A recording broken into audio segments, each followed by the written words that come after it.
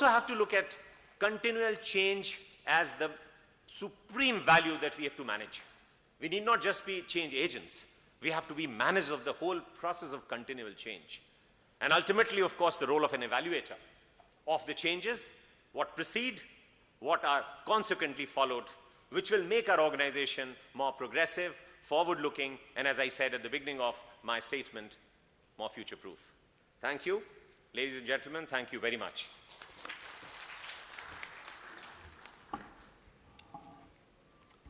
Thank you, Mr. Badurai, and it's very enlightening to note that you have, in your talk, talked about how technology is going to democratize the HR process, how the best practices will actually go to the next practices, and enunciated the new algorithms of the HR function. And one important thing you alluded to is that a lot of change is taking place simultaneously. And this reminds me of the telecom industry where I spent 10 years of my life. In the telecom industry is the only industry where the production and the exchange, that is the production and the sale, take place simultaneously. In a conventional industry, let's say a soap is produced, it goes to the warehouse, it goes to the retailer, and you buy it. But in the telecom industry, when you start making a telephone call, you produce the call, simultaneously the production of the call, the customer service, the quality control of the call, all elements, the pricing of the call, everything is taking place simultaneously. That is probably the only example in the service industry where everything takes place instantaneously. And the production is actually initiated by the end consumer, the customer. So I think that's a very important point you raised, that a lot of changes are taking place simultaneously, and that really is a big HR challenge. I have pleasure introducing our guest of honor, Mr. Vinod Bihari. He's the Executive Director HR of Rural Electrification Corporation Limited.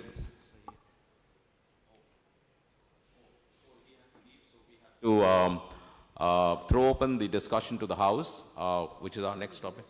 No, you're here, sorry. So, why did you say? I'm so sorry. Please come and give us your speech.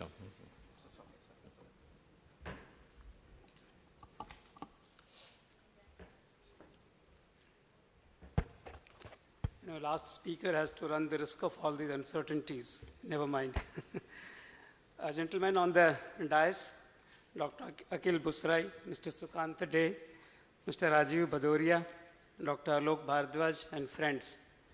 It's indeed a pleasure and privilege for me being here this morning at the invitation of Delhi Management Association and in the context of 4th Mega HR Conclave that they're organizing here, for which they need to be complimented, having brought together HR professionals from diverse organizations, sharing a common platform, deliberating on many issues of contemporary relevance and significance. The program, the theme of this particular session is business reputation and governance and ethics. You have heard eminent speaker before me telling you in great details about how it's important. They cited various examples of starting from Lehman Brothers, Rajat Gupta, Reebok, Satyam, and all that. So I don't have to repeat those things. I'll take you very briefly to Indian context, particularly since I belong to public sector. So public sector, and particularly the public sector organizations which are now listed on PSUs, listed on stock exchanges. In their context, the role of corporate governance and ethics has assumed a tremendous amount of significance. Today we have nearly 250 PSUs, of which about 45 are already listed, and more are likely to follow the suit. The very fact that they go public and they draw capital from a large cross-section of investors, particularly the small-time investors and the public, their accountability obviously grows manifold, and they're answerable to all of them in diverse ways. So you have kind of statutory requirements put in place which requires them to declare their financial results very faithfully and honestly at predefined intervals. You have requiring them declare their dividends at a rate which is reasonable to the investors and which is in tune with the expectations of the investors. It also requires them to take their decisions in a manner which is fairly democratic and with the consent of the investors at large. So all that happens in a very routinistic manner as a part of statutory requirements. But then going beyond these statutory requirements, there are far deeper commitments that are expected of the decision makers in these organizations which have gone public. That is through demonstration of a conduct which is absolutely above board, which absolutely lives up to the expectations of shareholders and which enables shareholders to get the kind of return that they would get. There are various ways in which they can impact, maybe at in the context of pricing of IPO shares, maybe in the context of movement of shares in the stock market by influencing it rightly or wrongly. So it is their personal conduct which goes a long way in ensuring the investor confidence, and thereby it becomes a good indicator of sound ethical and corporate governance practices that prevail in public sector in particular and the entire business community at large. So all that I would say and conclude with these observations, that statutory requirements are there which require listed organizations to comply with various corporate governance guidelines which require them to demonstrate a conduct of ethical behavior. Going beyond that, one needs to travel beyond that and demonstrate a personal conduct.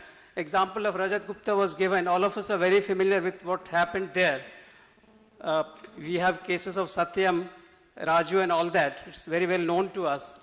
So we need to learn lessons from them. And in our capacity as trustee of public wealth, who is answerable to multiple shareholders, multiple stakeholders, through our own personal conduct and behavior, we need to inspire investor confidence in our business dealing, in transparency of our operations, which alone will ensure our sustainability of business operation and long-term success of the organization. So that is what is ultimately expected of all of us. And I'm sure the businesses would consider them rather than taking short circuits, rather than taking myopic views about business optimization or profit maximization. They would look into these broader aspects, and which alone would ensure their business sustainability, business excellence, and profit maximization. Thank you. That's all I have to say. Thank you, Mr. Bihari. I'd like to now, we're running a little short of time, like to open the discussion to the floor. If you have any questions for any panel members or any comments or observations, I think there's a mic going around. You can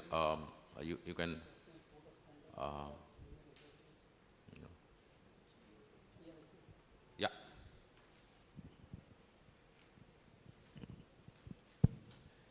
Firstly, thank you for the very informative talk that we have heard till now. I have got a very small doubt, a small problem which I face. I am an armed forces officer who is undergoing training at MDI Gurgaon to transform to the corporate world.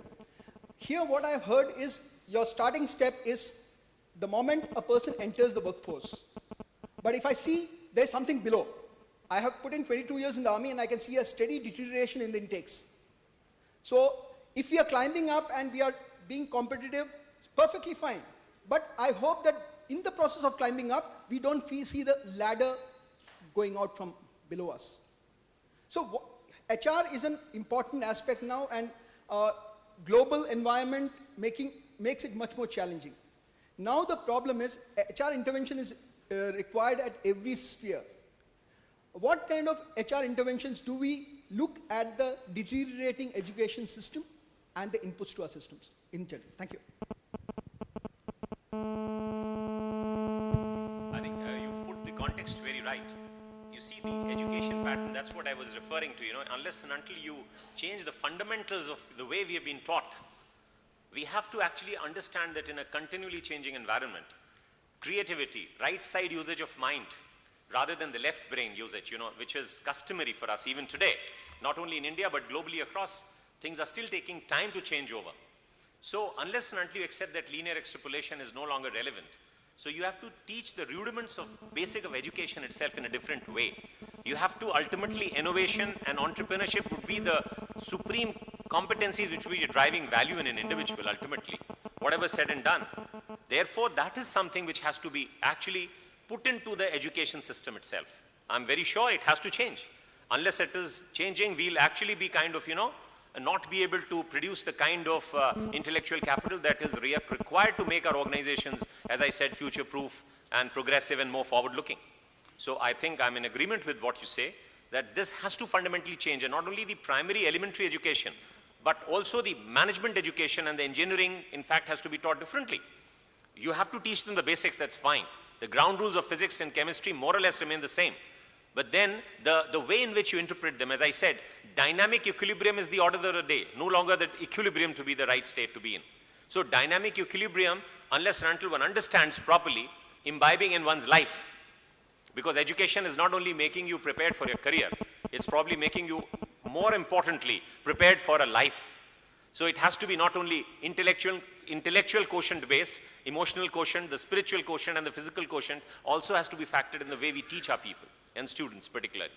So I think that is right. We have to fundamentally revisit our basics.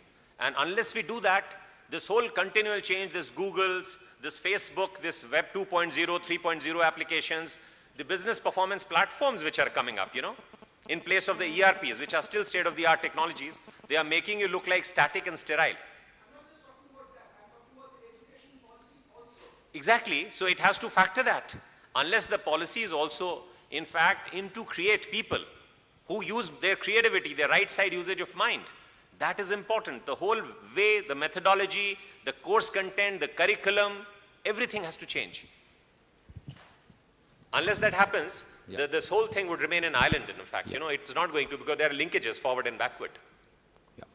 So that, of course, remains a big challenge. As you know, in India, there are 28 million students currently studying, and 80% of the output are unemployable. So you have a situation where corporates are looking for good people, and there are students who are passing out from colleges looking for good jobs, and both are not matching. It is a huge challenge for the Indian education industry, as well as for corporates and industry at large. I have only one more question, time for one more question if you have. Otherwise, you can always ask your questions over tea break, individually to the panel members. Sure. No, I don't have a question, but then I have the answer. It was really very nice to hear about innovation and to hear about, new systems of employment and dynamism and acceptance of new ideas. Now, when we talk of creativity and then we talk of innovation and we talk of the dynamic youth who are always anxious and they are stressed and very demanding, they all need to be channelized, And for this channelization, we have created, outside there is a demonstration, we have created a wellness unit which takes care of the anxiety, which takes care of the dynamism and demanding nature, and it also creates a sense of comparison. Now we have this unit being run by the blind children. It's a wellness unit. It also brings in the power of spirituality, Not that I'm saying that every corporate person will bring into a spiritual person, but the power. I have just been talking to a lot of youth. I said, you have experienced the power of jazz music. Now you come and experience this 8 minutes therapy. So I think this innovation and creativity of a wellness unit in Ma'am, each and every, I'm sorry. would be nice. I'm sorry I have to stop you here. So because we are running out of time, we understand that. We'll meet you. So I want to hand this mic over to the organizers for the next this thing. Okay, we'll allow one more question, as I said, a quick one. All right, sir. Thank you to our speakers. Hope that we enjoyed this first session before we break for tea. Now, may I request Professor Srinivasan of IBA to give the memento to our session chairman, Mr. Day. Sir, please.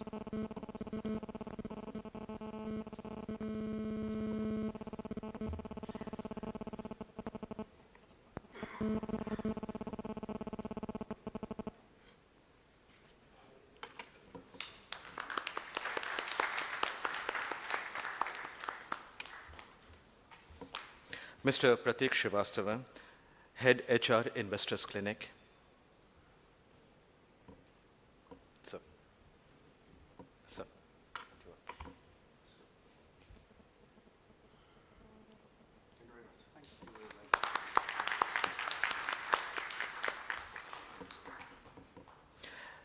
Mr. Rajan Pandey, Director, DMA.